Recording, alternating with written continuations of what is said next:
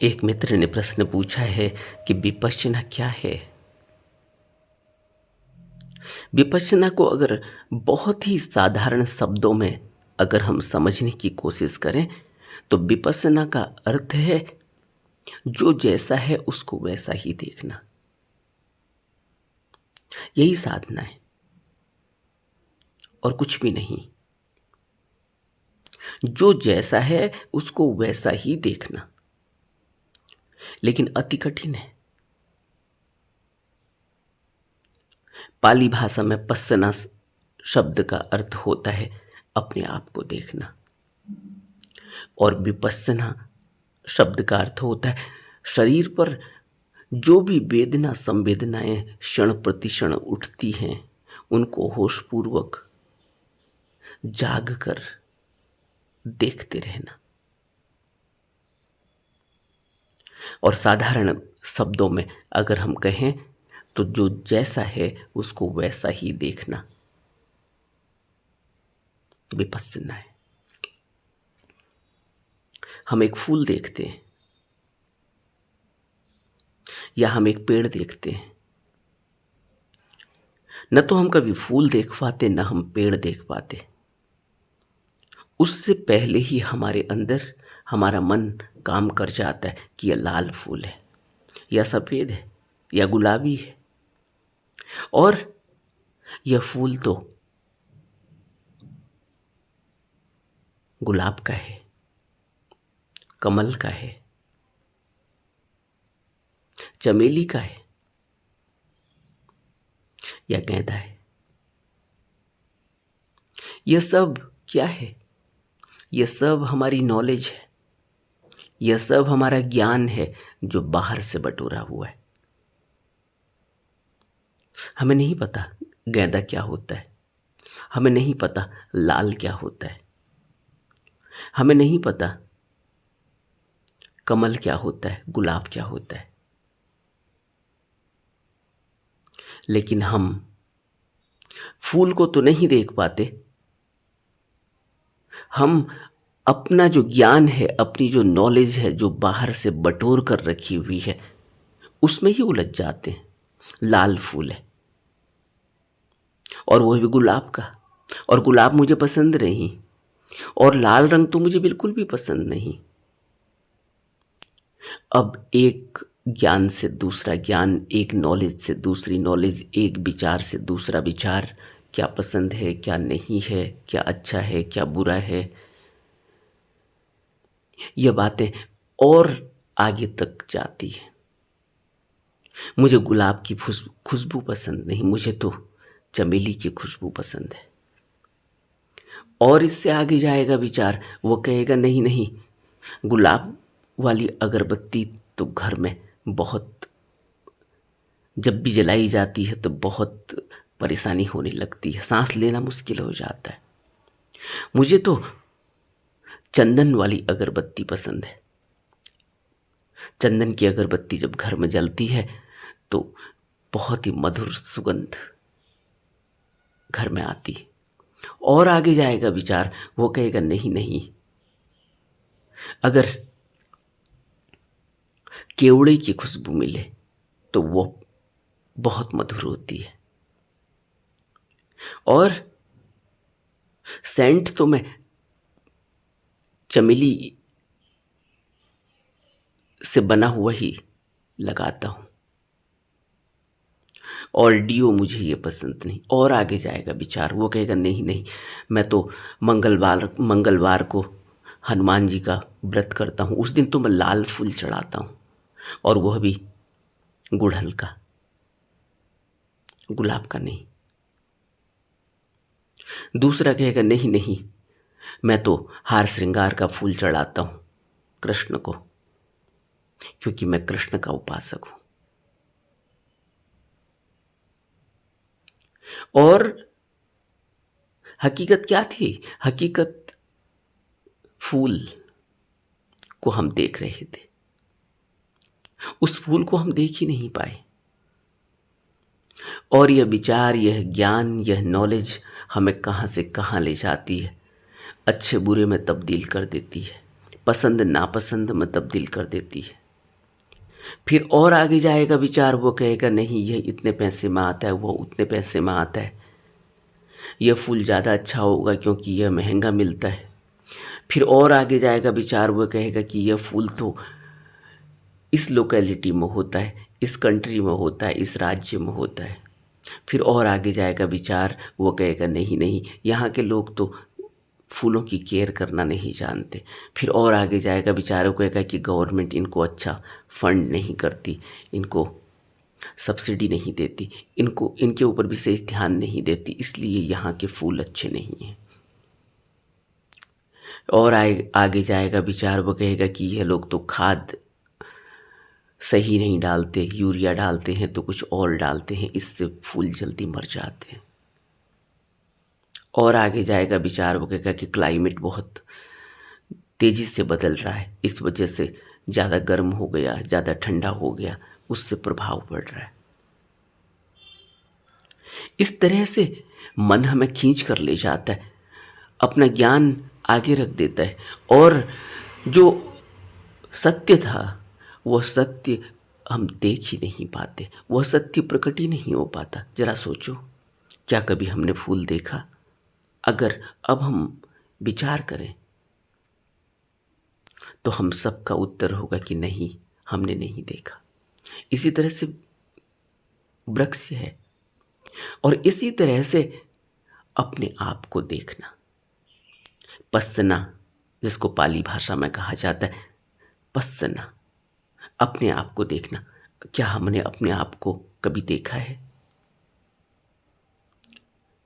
उत्तर मिलेगा नहीं, क्योंकि हम जब भी देखते हैं अपने को कंपेयर कर लेते हैं पहले ही, नहीं नहीं वो मेरे से ज़्यादा अच्छा है, या मैं उससे ज़्यादा अच्छा हूँ, मेरा लुक थोड़ा ठीक नहीं रहा, अगर ये थोड़ा सा और मेरा कॉम्प्लेक्सन सही होता, मेरा चेहरा अगर और ज़्यादा सुडौल होता, मेरे फीचर्स अगर और अच्छे होते तो अच्छा होता। जैसे कंपेयर करेगा फिर किसी फिल्म अभिनेत्री से या फिल्म स्टार से, वो अपने को देख ही नहीं पा रहा है, और सारा का सारा ध्यान साधना का जो पूरा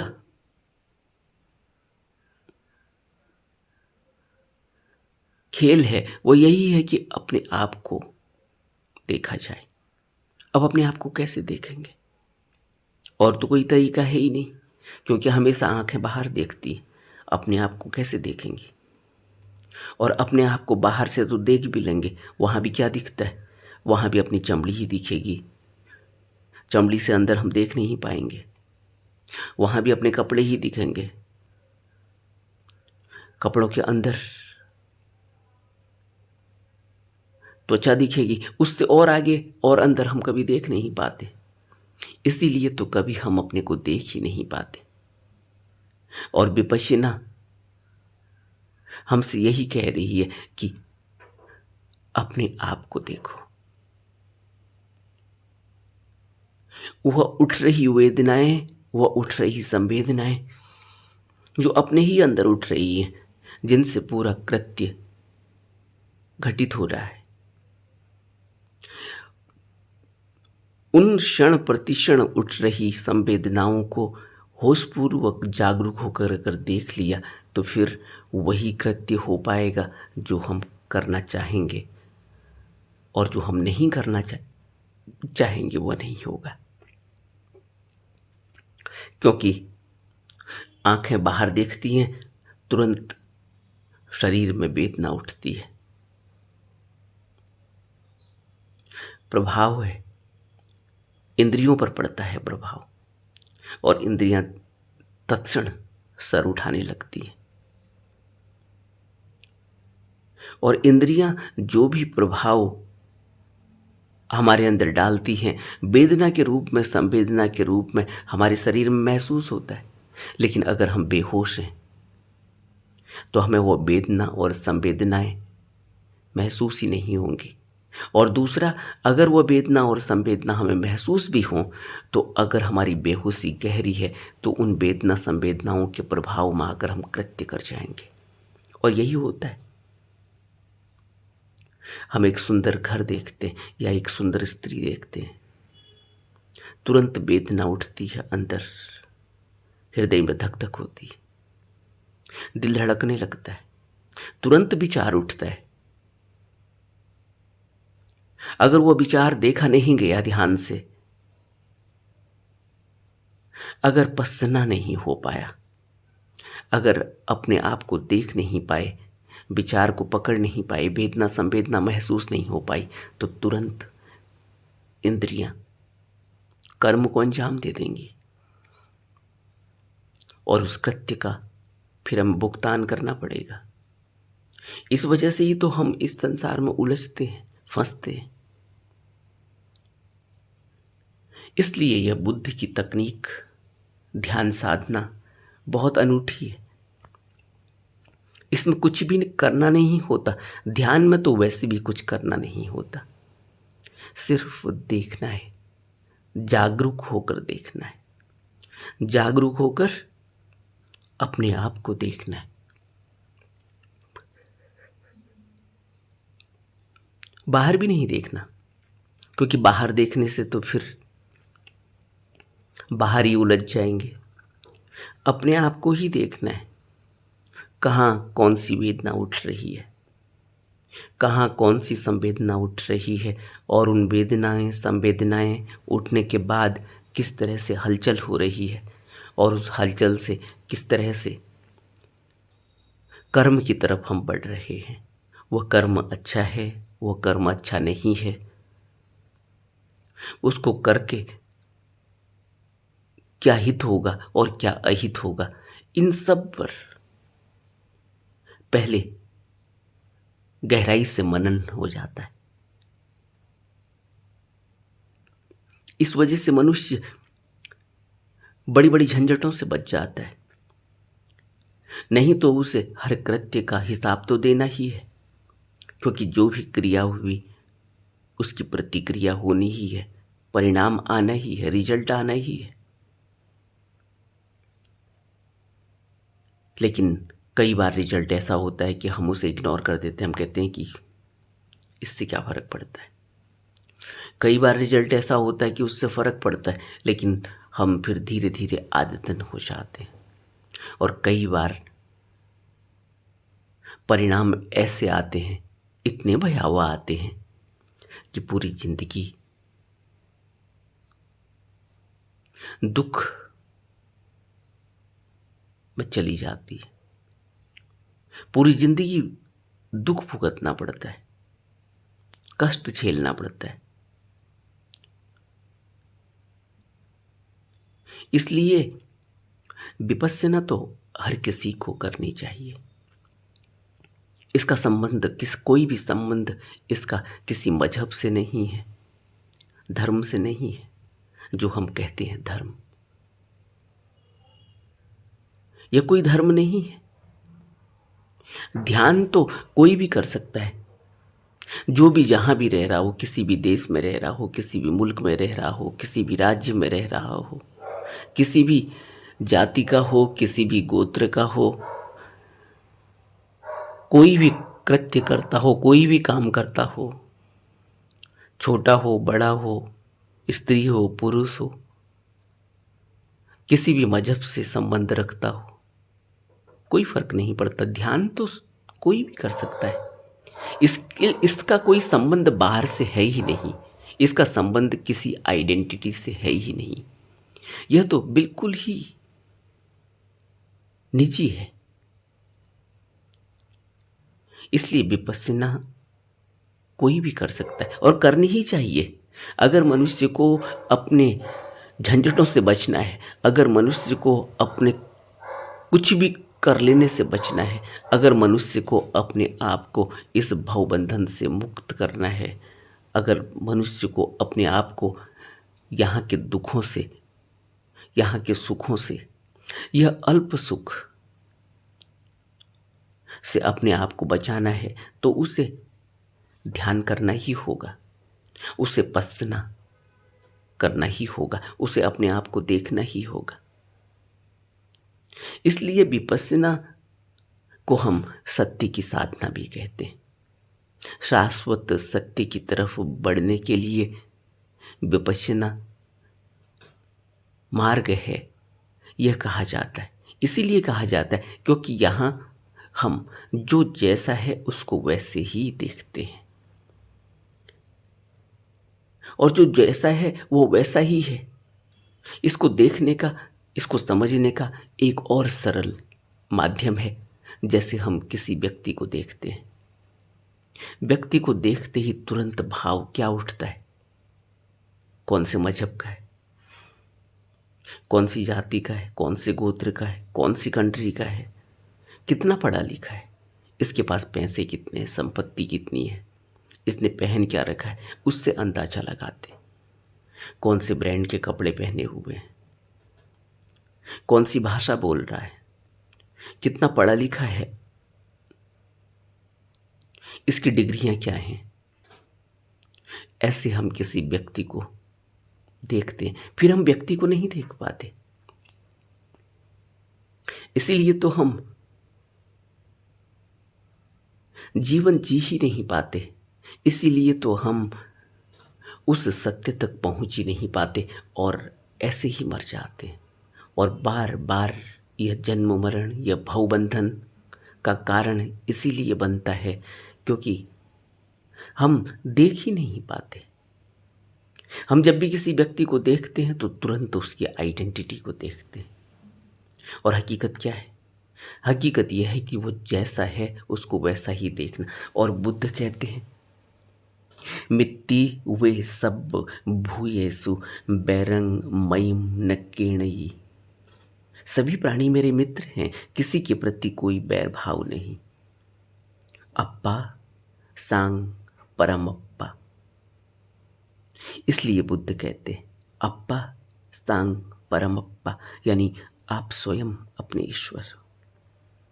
अत्ता ही अत्तनो नाथ हो,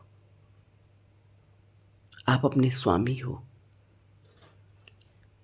क्यों? क्योंकि हम अपने आप में पूर्ण हैं और दूसरा भी अपने आप में पूर्ण है, लेकिन हमें वो दिखता नहीं। हम उसको देखते हैं, अच्छा इसने शराब पी है, यह तो शराबी है। अब हमने एक आइडेंटिटी बना ली कि यह तो पीता है। अब हम उसको देख ही नहीं पाते कि वो कौन है। इसी तरह से हम अपने को नहीं देख पाए आज तक, क्योंकि अपनी तरफ तो हमने कभी देखा ही नहीं। हम तो हमेशा ही दूसरे की तरफ देखते हैं, हम तो हमेशा ही दृश्य को देखते हैं। हमने ऑब्जर्वर देखा ही नहीं। ऑब्जर्वेशन हमारी कभी इतनी जगी नहीं, और ऑब्जर्व्ड होने का तो सवाल ही नहीं। और सारी साधना, सारी विपश्यना यही है कि हम बाहर से अपने आप को हटाकर अपने अंतरतम की तरफ बढ़ें, अपने अंदर उन वेदनाओं को, उन संवेदनाओं को देखें, महसूस करें, और जो जैसा है उसको वैसे ही देखें। यही साधना है, क्योंकि ऐसा नहीं है कि यह इतना आसान है कि जो जैसा है उसको वैसा ही देख लेंगे। अगर भैंस को देखेंगे तो भैंस काली दिखेगी, काला पहला दिखेगा, और काला दिखते ही फिर भैंस नहीं दिख पाएगी, क्योंकि काला काला एक मान रखा है हमने कि एक रंग है काला। वो क्यों काला है? अगर कोई पूछे हमसे वो काला क्यों है, हमारे पास कोई जवाब नहीं। सफ़ेद सफ़ेद क्यों है, हमें कोई जवाब नहीं हमारे पास। ब्रदर लॉरेंस एक बहुत ज्ञानी व्यक्ति हुए। उनसे किसी बच्चे ने कभी पूछा था, ये पत्ता हरा क्यों है? ब्रदर लॉरेंस ने कहा कि पत्ता हरा है क्योंकि हरा है। अब इससे ज्यादा और क्या कहेंगे? अब पत्ता हरा है, हरा हरा तो हमने इजाद किया है। कुदरत ने तो जैसा बनाया वैसा ही बनाया है। पत्ता है क्योंकि पत्ता है, हरा है क्योंकि हरा है।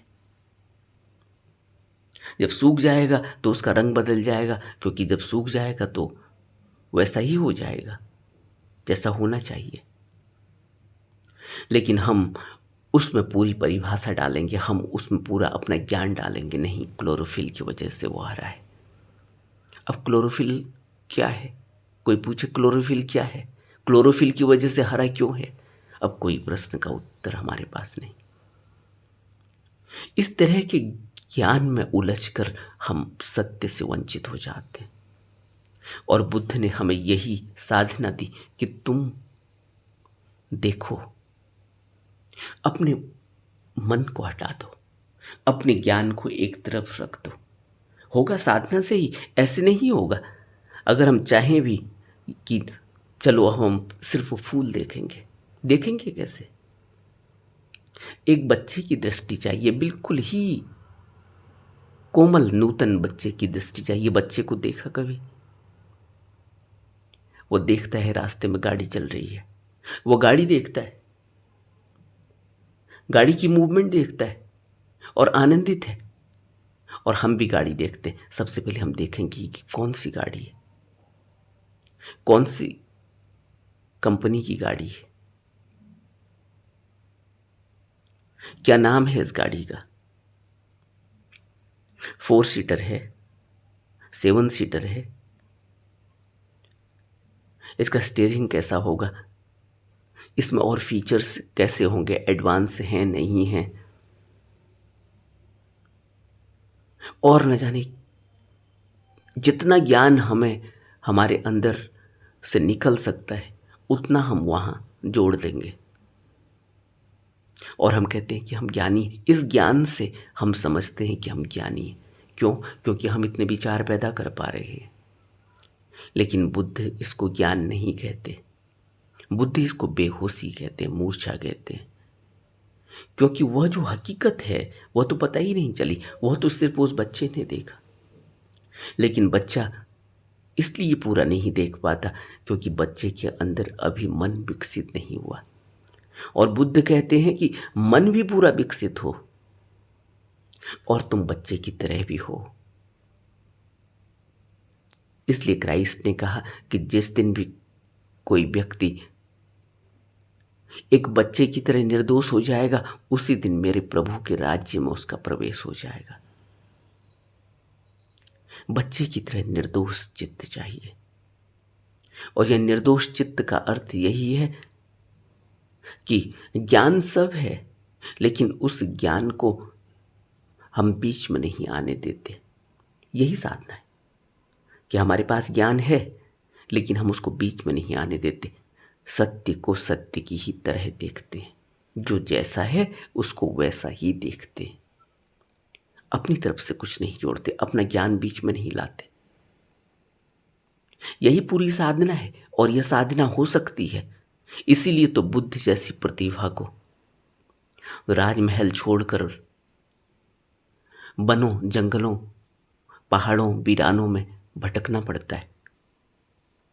और उन्होंने वो साधना करी और उन्हें उतने साल लग गए।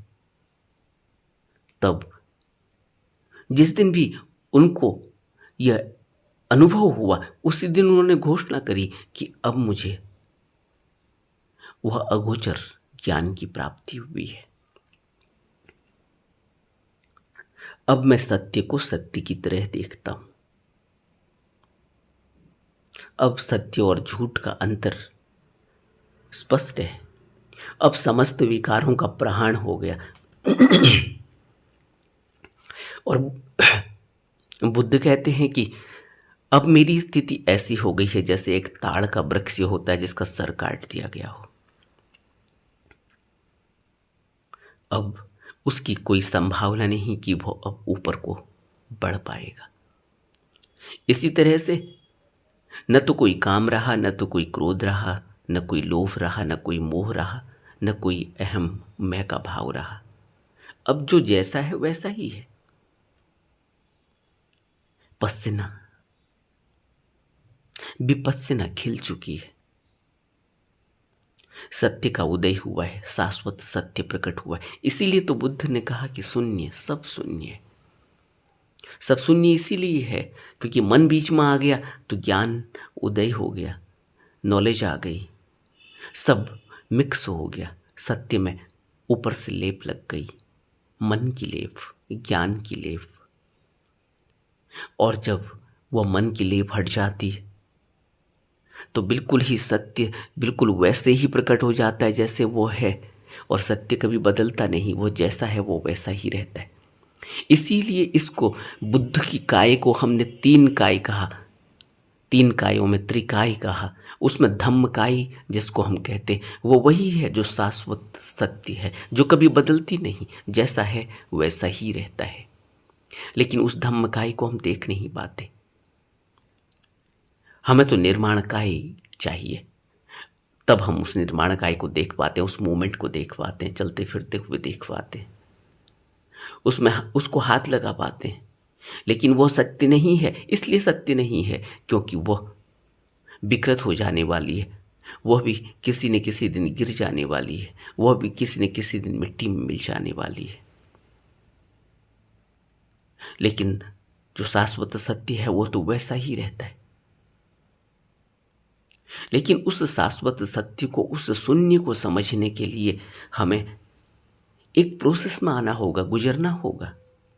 कि उस रास्ते से पर चलना होगा और मेहनत करनी होगी, गहरी मेहनत करनी होगी, कोई दे नहीं सकता। इसीलिए तो बुद्ध कह रहे हैं अत्ता ही अत्तनो नाथो, आप स्वयं अपने स्वामी हैं, कोई आपको कुछ दे नहीं सकता।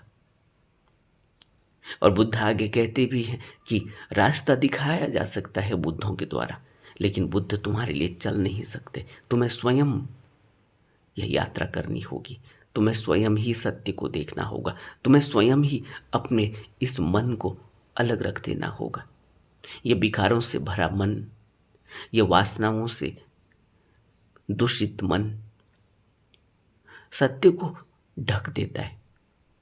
ऐसे ही ढक देता है जैसे हम फूल को देखने जाते हैं, लेकिन फूल को देखने से पहले उसका रंग सामने आ जाता है, फूल को देखने से पहले उसका नाम सामने आ जाता है कि यह लाल है, यह गुलाब है, यह कमल है। उसका रंग सामने आ जाता है, लाल है, गुलाबी है, सफ़ेद है, पीला है। और हम देख ही नहीं पाते। इसी तरह से हम बुद्ध को भी नहीं देख पाते, क्योंकि बुद्ध को देखने से पहले ही उनके कपड़े आ जाते हैं सामने, उनकी भाषा सामने आ जाती है, उनका मजहब सामने आ जाता है, उनकी जाति गोत्र सामने आ जाता है, उनकी संपत्ति सामने आ जाती है, उनका ज्ञान सामने आ जाता है। और फिर हम सत्य देख नहीं पाते। यही तो हमारे साथ हुआ है और यही तो हमारे साथ हो रहा है, और यही कारण है कि हम जन्मों जन्मों से यहाँ भटक रहे हैं। और यह हो सकता है, ऐसा नहीं है कि यह नहीं हो सकता। बुद्ध तो प्रामाणिक रूप से कह रहे हैं कि यह हो सकता है। इसके लिए तुम्हें क्या करना होगा? बुद्ध ने हमें आर्य अष्टांगिक मार्ग दिया, बुद्ध ने हमें शील के नियम दिए कि तुम पहले तो इन नियमों का पालन करो, तुम इन विनयों पर चलो, इन नियमों पर चलो, और तुम आर्य अष्टांगिक मार्ग का पालन करो। तुम सत्तिपट्ठान को समझो, तुम सबसे पहले यह समझो कि दुख है, तुम अपने दुख को देखो तो सही। वहां से यात्रा शुरू होगी। अगर तुम अभी भी यहाँ तृष्णा और वासना में उलझते रहे हो, उलझ के यह सोच रहे हो कि यहाँ सुख मिल जाएगा, सुख की खोज में हो, तो सुख तो मिलने वाला है नहीं, क्योंकि जीवन अनित्य है। जब तक तुम सुख खोज पाओगे तब तक तो मृत्यु सामने ही खड़ी हो जाएगी कि चलो, कान पकड़ के ले जाया जाएगा और सुख कोई और ही भोगेगा। और सुख कौन भोगेगा?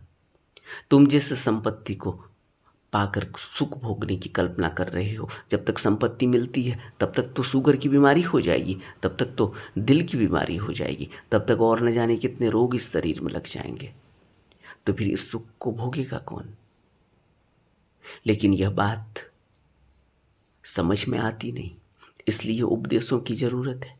इसलिए बार बार सत्संग की ज़रूरत है, इसीलिए संघ की ज़रूरत है, सत्संगति की ज़रूरत है, इसीलिए धम्म की शरण की ज़रूरत है। धम्म की शरण का अर्थ ही यही होता है कि मैं सत्य को देखूं। धम्म, वह धम्म जो शाश्वत सत्य है। धम्म का अर्थ यहाँ कोई धर्म नहीं जो हम धर्म समझते कि मैं हिंदू धर्म का हूँ, मैं बौद्ध धर्म का हूँ। यह आइडेंटिटी और यह लकीरें हमने बनाई हैं, यह ब्रैकेट हमने लगाए हैं। शाश्वत सत्य, शाश्वत धम्म जिसको हम कहते हैं, उस धम्म का कोई भी लेना देना किसी मनुष्य की इजाद से नहीं है कि मनुष्य उसको कहे कि मैं ये बौद्ध धर्म हो गया तो ये बौद्ध धर्म हो गया, वो हिंदू धर्म हो गया तो वह हिंदू धर्म हो गया। शाश्वत सत्य को तोड़ा नहीं जा सकता और हमने यही कोशिश की है। और फिर यह कोशिश करने के बाद फिर हम आज क्या कर रहे हैं यह किसी से छिपा नहीं है। आज हम किस विनाश की तरफ बढ़े हैं धर्म के नाम पर, यह किसी से छिपा नहीं। इतिहास भी है और वर्तमान में भी है। इसलिए बुद्ध कहते हैं धम्मम शरणम गच्छामि। धम्म की शरण लो। धम्म का अर्थ है शाश्वत सत्य की शरण लो, जो बदलता नहीं, उसकी शरण लो। और बुद्ध की शरण लो, बुद्ध का अर्थ है सत्पुरुष की शरण लो। लेकिन बुद्ध अगर हम शरीर समझ लेंगे तो फिर कठिनाई हो जाएगी, क्योंकि वह अनित्य है, वो शरीर गिर जाएगा कल को बुद्ध चले जाएंगे। और यही तो हुआ और यही हो रहा है। हम किसी गुरु की शरण लेते हैं, फिर वह गुरु शरीर छोड़ जाता है, फिर हम कहते हैं कि अब दूसरा गुरु खोजेंगे। और बुद्ध ने यहाँ भी स्पष्ट कर दिया कि नहीं, अब कोई गुरु खोजने की जरूरत नहीं। आनंद ने प्रश्न पूछा था बुद्ध से, बुद्ध ने कहा नहीं, अब कोई गुरु खोजने की जरूरत नहीं। अत्तो दीपो भव, तुम अपने दीपक स्वयं बनो। वही दीपक जो अंदर गुरु है, जो राह दिखाएगा, जो रोशनी देगा, उस गुरु को खोजना है। और जिसको भी दीक्षा मिली, बुद्ध ने कहा कि जो भी मेरा शिष्य है उसको अब किसी गुरु को खोजने की जरूरत नहीं। क्यों? क्योंकि वह अंदर रोशनी को प्रकट करना है, वही रोशनी गुरु बनेगी और वही रास्ता दिखाएगी। और वही गुरु है, क्योंकि वह रोशनी कहीं आती जाती नहीं, वह शाश्वत सत्य है। और वही हमारा धम्म रूप है, उसी को हम धम्मकाय कहते हैं। लेकिन हमें उसका भी कोई ज्ञान नहीं, क्योंकि हमारा जीवन असत्य में है। हमारा जीवन मन पर आधारित है, हमारा जीवन हमारे ज्ञान पर आधारित है, बाहर से बटोरा हुआ ज्ञान। हमें कुछ पता नहीं लाल क्या है, पीला क्या है, सफ़ेद क्या है, लेकिन हमने बताया कि वो रंग है। हमें कुछ पता नहीं कि गुलाब क्या होता है, कमल क्या होता है, लेकिन हमने कहा कि वो फूल है। अब हम फूल को देख नहीं पाएंगे, अब हम उस कुदरत की उस कारीगरी को देख नहीं पाएंगे, अब हम उस कुदरत ने जो उस पर रंग भरे हैं उसको कभी देख नहीं पाएंगे, कभी महसूस नहीं कर पाएंगे। इसलिए बुद्ध कहते हैं पස්සना से गुजरो, अपने आप को देखो, यही पस्य को आओ देखो। देखो, देखते देखते ही पता चलेगा। और देखना क्या है? देखना यही है, जो जैसा है उसको वैसा ही देखना है, वहां कहीं भी बीच में मन ना आए। और यही साधना है, और यही साधना की शुरुआत। अब प्रश्न यही उठेगा अगला कि फिर ऐसा तो कभी हो ही नहीं पाएगा, क्योंकि मन तो बीच में आ ही जाएगा, क्योंकि हमने तो बचपन से ही यह सब ज्ञान अर्जित कर लिया है। लाल रंग, पीला रंग, सफ़ेद रंग, यह तो बचपन में ही हमने देख लिए। ये फूलों के नाम तो हमने बचपन में ही अपने अंदर बैठा लिए। फिर ऐसा तो कभी हो ही नहीं पाएगा। कैसी साधना है? कौन सी साधना करें? बुद्ध कहते हैं आनापान से शुरुआत करो। आनापान से यही तो करना है कि जो कुदरत के द्वारा जो सांस अपने आप स्वतः ही चल रही है, शरीर में आ रही है, शरीर से जा रही है, क्योंकि हम नहीं ले रहे। अगर हम लेने वाले होते तो हम तो जब सोएंगे तो भूल ही जाएंगे, क्योंकि सोए में तो हम बेहोश ही हो जाते हैं। जब सोए में हमें यह पता नहीं कि कल को हमने लोन की इंस्टॉलमेंट चुकानी है। जब सोए में हमें यही पता नहीं कि कल को हमारी इमरजेंसी मीटिंग होने वाली है। जब सोए में मुझे यही पता नहीं कि मेरी पत्नी बीमार है, कहीं बचे न बचे, लेकिन मुझे नींद आ जाती, मैं भूल जाता हूँ कि पत्नी बीमार भी है। लेकिन जब मैं जिंदा होता हूँ तब मैं चिंतित होता हूँ कि पत्नी को कहीं कुछ हो न जाए, मेरा फिर क्या होगा। इसी तरह से ऐसा नहीं है सांसों के साथ।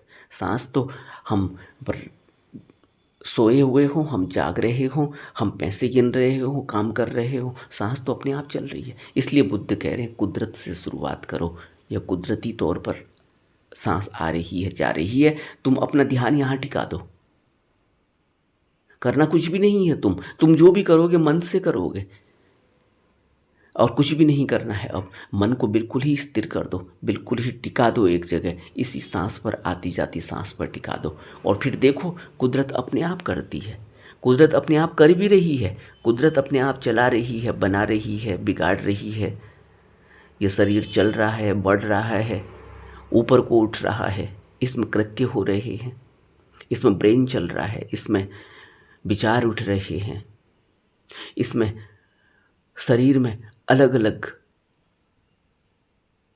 ग्रंथियां हैं, शरीर में अलग अलग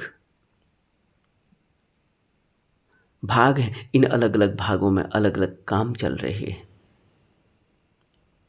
हमें कुछ भी पता नहीं, अपने आप चल रहा है। तो करना कुछ भी नहीं है। सबसे पहले तो आनापान सति योग को गहराई से करो, इसको साधो। आनापान सधने लगेगा तो मन स्थिर होने लगेगा। आती जाती वह कुदरत जन्य सांस पर मन टिकेगा तो रुकने लगेगा। रुकते ही फिर शाश्वत सत्य उघड़ने लगेगा।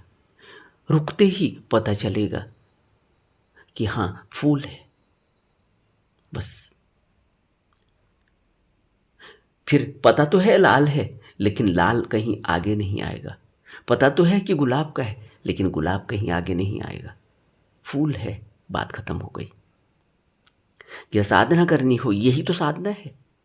और इसीलिए तो जन्मों जन्मों लग जाते हैं साधना को सधने में। इसीलिए इसको साधना का, इसीलिए बुद्ध जैसी प्रतिभा को 8 साल लग गए। और हमें, हमारी क्या स्थिति होगी। बुद्ध ने एक ही बार ही मृतक देखा, और हम तो मृतक जाने कितनी बार देख चुके हैं।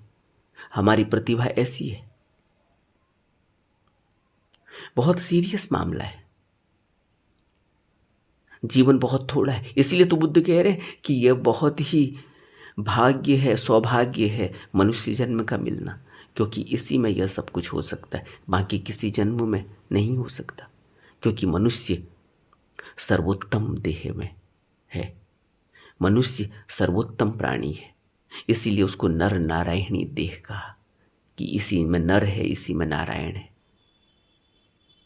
इसीलिए इसको सृष्टि का शिरोमोर कहा, शिरोमणि कहा, सरताज कहा। लेकिन साधना करनी होगी, दृढ़ संकल्पित होना होगा, तब यह हो पाएगा। और होता है, बुद्ध ने यह करके दिखाया है, प्रमाण दिया, प्रामाणिकता दी, और हमें वह विधि भी दी। अब हमारे ऊपर है कि हम